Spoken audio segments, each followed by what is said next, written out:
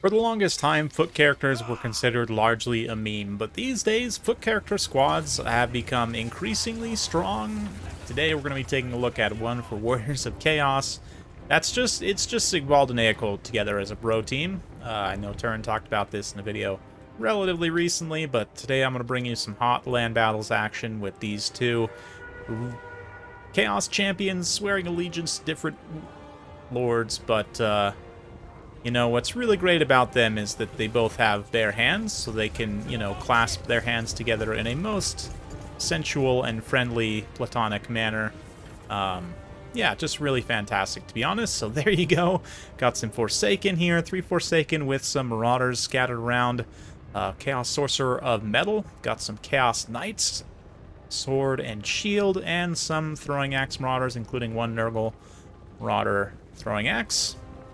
We're up against Hadris once again, his High Elves with Alariel and a Star Dragon, so we're looking for some star on star.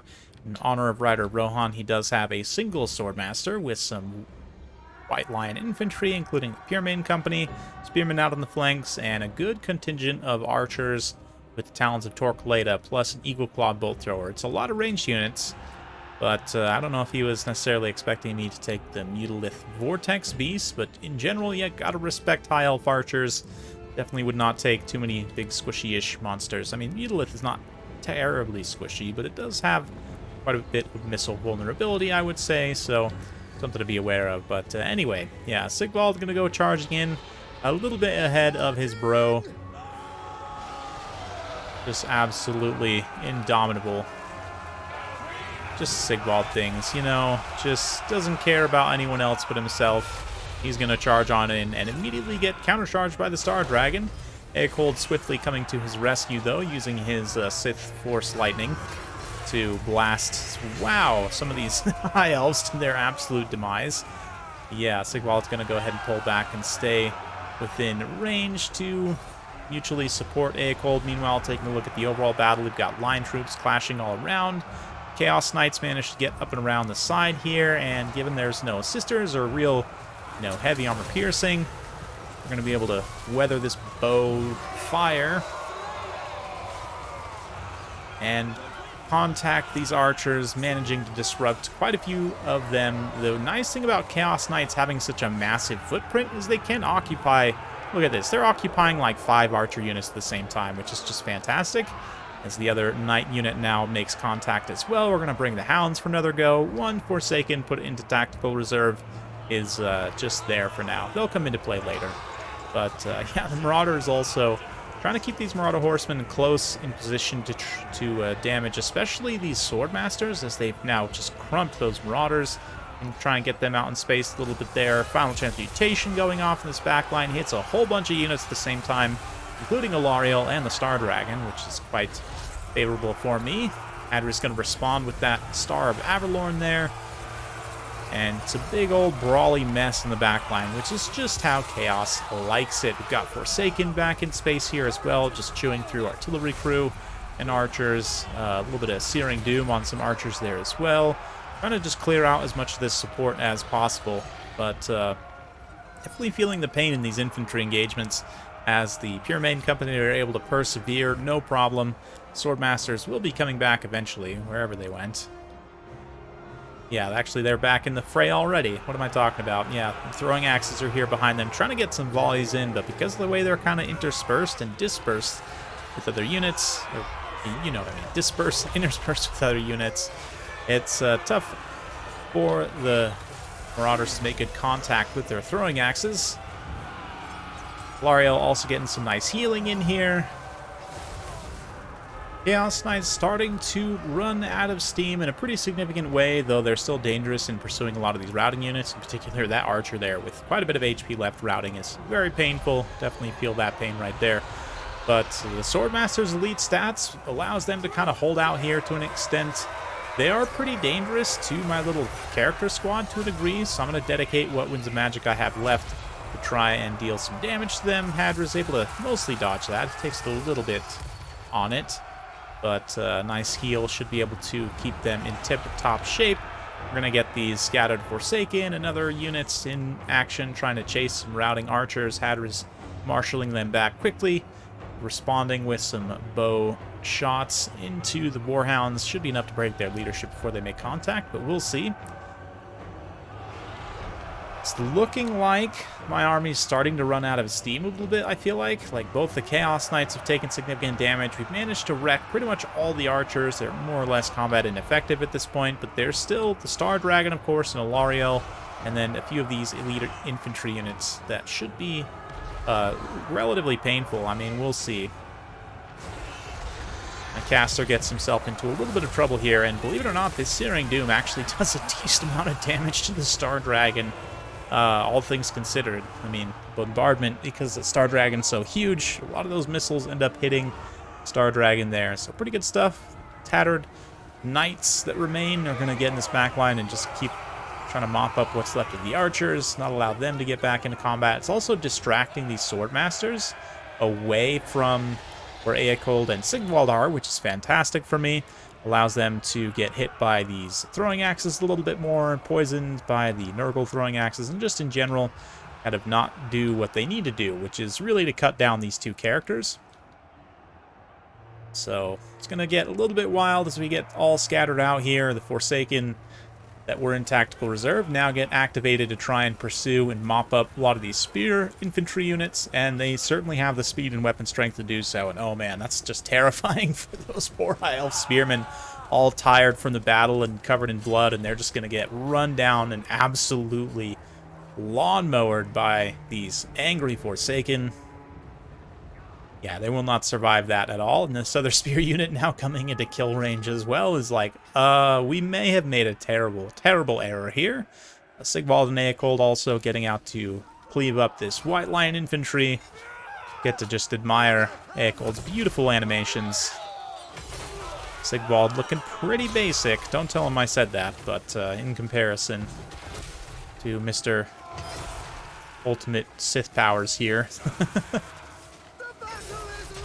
Oh, yes. Fantastic. Balance of power still somewhat in the High Elves' favor, as they've got, again, lots of single entities. Swordmaster still alive. For me, it's pretty much just the characters and these wounded Forsaken who are now moving back to try and rejoin with Sigvald and the others. A little bit of a breath attack there from the Star Dragon. Really doesn't do much. But let's fast forward a little bit here as we get things underway. Sigvald, with his perfect vigor, says, you know what? Because vigor debuffs melee defense much less. Sorry, debuffs melee. Yeah, debuffs melee defense much less than it debuffs melee attack. That means that units with perfect vigor against units with exhaustion are extremely hard to hit. The Swordmaster's, relatively high melee attack of 56. Well, relatively high, very high actually. Plus 14 bonus versus infantry is going to be cut down considerably by the fact that they're exhausted. So even though they are normally quite dangerous in a surround against a foot character like this, they are going to struggle somewhat. But, yeah, Forsaken charge into the Pure Main Company. Star Dragon's going to start its cycle charge journey. But Sigvald actually does have expert charge resistance, and Eocold does not. But he does have barrier, so in all the time that he's not being hit, of course, he has regenerated his barrier up to full. So the damage that he's actually taken to his real HP, unfortunately, yeah, I can't even see his healing cap necessarily, but imagine it would be relatively low. Let's see how Hadriz can do. This might go on for some time as the Star Dragon tries to beat down these two foot characters. Gets a nice stagger there on Eocold, but in general, the High Elf infantry is able to prevail over my remaining support units, which is not really surprising. So let's kick it into fast forward and watch Eocold in fast motion as he kind of zips and shoots around, and Sigvald mostly just admires himself in the mirror. Yeah, a little bit of cycle charging from the Star Dragon, from Ilaria, a little bit of healing being done. And I'm keeping the health bars up now so you guys can just see how this is playing out. Sigvald actually is taking damage over time, and you can see his healing cap start to appear. Eocold eventually starts taking real HP damage from like the Swordmasters and stuff, but it's not as much burst as you might think. I guess Eocold must have perfect vigor. Yeah, he has a vigor refresh on his heal, that's right. Which is essentially perfect vigor, because he is still fresh, right? So, yeah, fresh. So, essentially, he's just Zinchi and Sigvald as the mechanics go, with armor-piercing anti-infantry and magical attacks. So, in many ways, just better than Sigvald, and he is showing that here, although he's starting to take some damage, so it's definitely looking, perhaps slim if the leadership of my units gives out. But, of course, they both have pretty high leadership as well, and a few hits on the High Elf side will start to damage their leadership considerably if Alariel or the Star Dragon takes too many hits, which they are taking little chunks of damage over time, like there, a couple of good hits from Sigvald on Alariel. This is perhaps the most dangerous when Sigvald gets pushed away from Eocold and kind of gets soloed a little bit by the Star Dragon, but Eocold's able to break free of the supporting infantry and get a really nice rear charge, just fully turning that situation around into my favor. But Eocold, yeah, now starting to get finally to about 50% HP. Sigvald also now fully at his healing cap is at about the same. Eocold's got plenty of healing cap space left, though, and you can see the healing cap isn't even necessarily visible on the card yet, so it's quite impressive. Star Dragon is definitely heal capped. Alariel's also approaching her heal cap, so Eocold might be the one to just outlast this entire situation, but we'll see. If Sigvald gets routed off, Eocold's leadership might falter. Is he immune to psychology? He is not immune to psychology. Oh, no, he is. Yeah, he is immune to psychology. Okay, so no problem for him getting Terror routed off then. Yeah, at this point, the health bars are getting pretty low for everyone. Eocold's perhaps the most healthy, getting poked by Spearmen, but just continuous cycle charging, as it should be. From the Star Dragon, strangely not doing its like pushing charge animation very much, which is definitely working against Hadris here. It means that it's a lot harder for the dragon to separate these two, and he's having to fight both of them at the same time. Of course, Alariel's also there, contributing somewhat, but Alariel's a lot less capable of a single entity, and she's exhausted, and just a lot of things working against her favor right now. Melee attack debuff also from Sigvald, who manages to slay the dragon, taunts the High Elves. Alariel comes in for her final push, but at this point, it's all over, as Eocold and Sigvald are able to win the day. So ended up being super, super close, actually. But, yeah, Eocold and Sigvald just too strong. Eocold in particular there was just tanking it out and got huge amounts of value. Sigvald technically gets a little bit more, but still, together, I mean, 6,000 damage value is considerable, right? That's like basically killing the Star Dragon twice, plus some.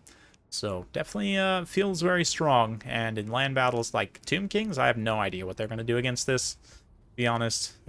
Lord Metal, strong as always, very cost-effective for just the caster on horseback to be able to get that much value. Rest of the army, I mean, not a lot else honestly pays for itself. Some good value on some throwing axes.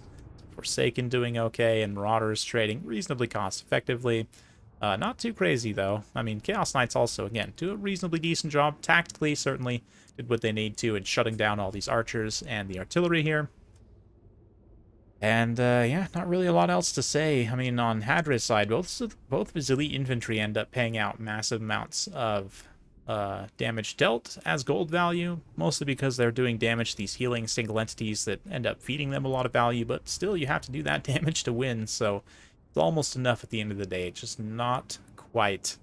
So it ends up being a little bit closer than I thought it was going to be, but certainly an interesting one. Let me know your thoughts in the comments down below. Hopefully you enjoyed that. If you do like this sort of content, be sure to like, subscribe, hit that bell notification button.